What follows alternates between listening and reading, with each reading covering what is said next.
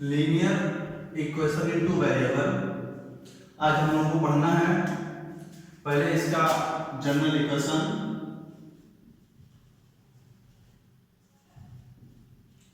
Linear equation in two variable का general equation जो है वो ax plus by plus c equal to 0। ये लीनियर इक्वेशन का जनरल इक्वेशन होता है इनटू वेरिएबल। लीनियर का मतलब है कि वेरिएबल का मैक्सिमम डिग्री जो हो वो 1 हो। अगर वेरिएबल का मैक्सिमम डिग्री 2 हो जाएगी तो लीनियर नहीं होकर के क्वाड्रेटिक हो जाएगा।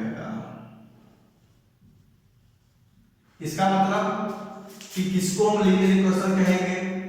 ऐसा कोई समीकरण जिसमें वेरिएबल की मैक्सिमम डिग्री 1 हो उसको हम लीनियर इक्वेशन कहते हैं।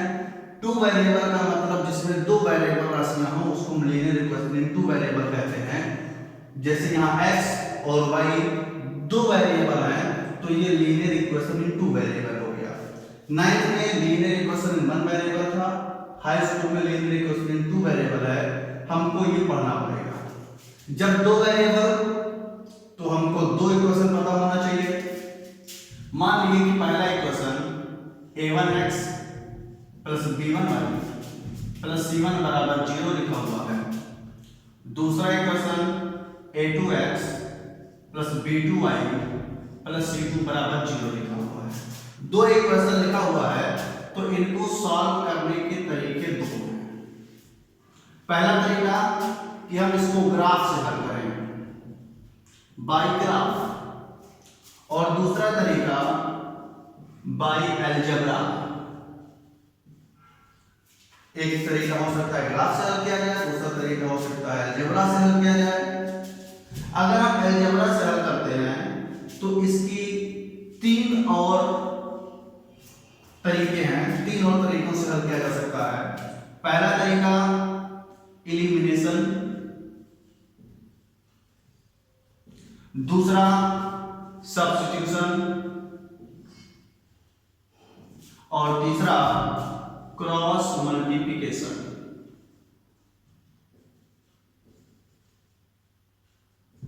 तीन तरीके हैं। पेपर में आता है कि एलिमिनेशन से हल करना है, कि सब्स्टिट्यूशन से हल करना है, कि क्रॉस मल्टीप्लिकेशन से हल करना है।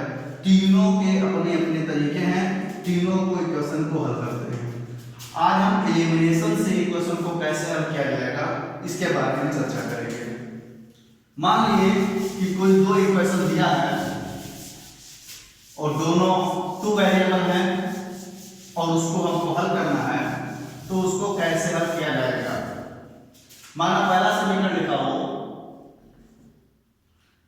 3x प्लस 4y बराबर 13।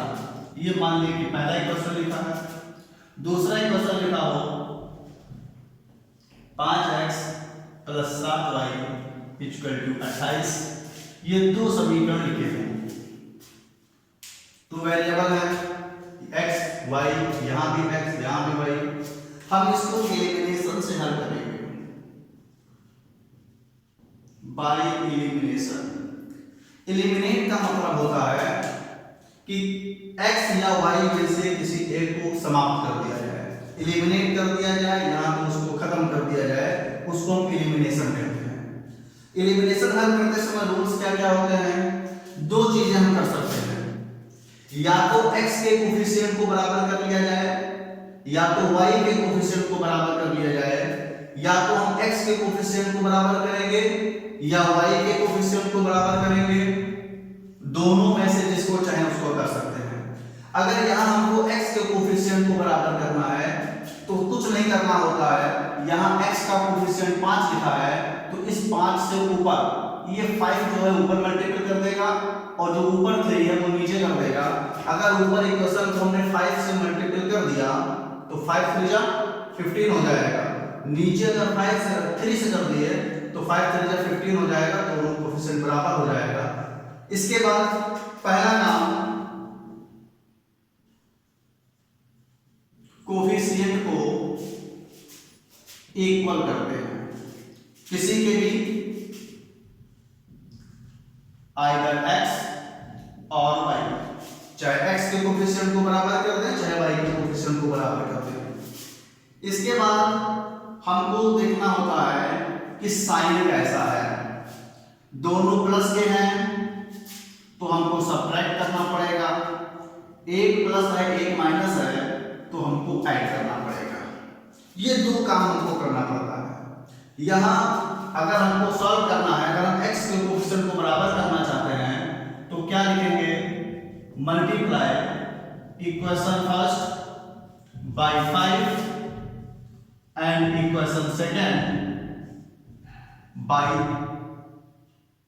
Equation first by 5 equation second by 3। अब इक्वेशन में जब मल्टीप्लाई होगा तो ऐसा नहीं है केवल एक ही में होगा, आरएचएस में नहीं होगा। जब भी कोई भी क्रिया हम करेंगे प्लस का, माइनस का, जोड़ का या घटाना का, तो दोनों में करेंगे मल्टीप्लाई। अब मल्टीप्लाई करना है 5 से, इसमें 5 से मल्टीप्लाई करें तो 5 3 जा 15x प्लस 5 4 जा 20y इक्वल्स 5 30 35 जा 65। ये बनेगा इक्वेशन थर्ड। अगर हम इसमें 3 से मल्टीप्लाई करें 3 5 जा 15x प्लस 7 3 जा 21y और 28 3 84 84। अब इसके बाद जिसके कोफिशिएंट को हमने बराबर किया है उसके साइन कैसे हैं। यहां x का कोफिशिएंट 15, यहां x का कोफिशिएंट 15, इक्वेशन थर्ड में भी x का कोफिशिएंट 15 है, इक्वेशन 4 में भी x का कोफिशिएंट 14 है। 15x यहां भी 15x यहां भी, दोनों के आगे प्लस लगा हुआ है तो अगर प्लस प्लस के दोनों आएंगे तो हमको सब्ट्रैक्ट करना पड़ेगा। तो यहां पर हम लिखेंगे सब्ट्रैक्ट। अगर सब्ट्रैक्ट करते हैं तो साइन चेंज होगा, 84 प्लस का था माइनस का हो गया, 21 प्लस का था माइनस का हो गया, 15 प्लस का था माइनस का हो गया। 15x प्लस का 15x माइनस का कैंसिल हो जाएगा। यहाँ 21 माइनस का है, 20y प्लस का है तो माइनस का y बचा। यहाँ 84 माइनस का है, 65 प्लस का है तो 84 में से 65 को घटाएंगे, माइनस साइन लगाएंगे, 14 में से 5 गया 9, यहाँ 7 बचा, 7 में से 6 गया 1, माइनस से माइनस कैंसिल हो जाएगा, y इक्वल टू 19 आ जाएगा। जब हम y की वैल्यू निकाल लेंगे, ये टर्म जो हम क्रॉस करते हैं इसको कहते हैं एलिमिनेट कर देना, इसीलिए सिस्टम को एलिमिनेशन कहते हैं। ये मेथड एलिमिनेशन कहलाता है। y निकल के आ गया। अब हमारे पास 4 इक्वेशन है, फर्स्ट सेकंड थर्ड फोर्थ, जहां मन हो चारों में जहां मन हो वहां y की वैल्यू रख सकते हैं। फर्स्ट में रख रहे हैं, देखो y equation first put the value of